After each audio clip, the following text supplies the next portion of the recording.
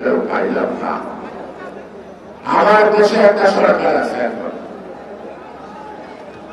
সরকারের নাম আপনি জন্যই দেন না, কিন্তু বাংলাদেশের সরকার তো সরকারের মনোভাবকে ফিলিস্তিনি সম্পর্কে আমরা কোনো আওয়াজ এখনো কেন পাইলাম না। আমাদের দেশে অনেক বুদ্ধিমান লোক আছে, সুশীল সমাজ আছে, 300-500 জনের বিবৃতি বিভিন্ন সময় পেয়ে থাকি। আমি এই শ্রেণীর বুদ্ধিজীবীদেরকে এখনো ফিলিস্তিনের পক্ষে তাদের কোনো সাড়া মিলছে না কেন, কি কারণে?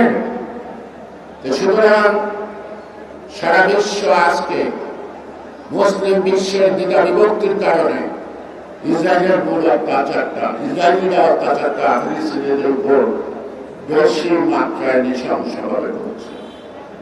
এই মানবতা বিরোধী অপরাধের এখানে দেখা যায় শুধু জগন্নাথ জাতিসংঘ সহায়, কারো কোনো কার্যকরী ভূমিকা নাই। এখানে আমাদের সালাউদ্দিন আহমেদ বলেছিল খুব মানে পলিটিক্সে, এটা ইন্দো মার্কিন যৌথভাবে এই কাজটা করছে। এখন আপনারা মার্কিন বলছেন, ইন্দো বলছেন, তো ইন্দো মানে প্রতিবেশী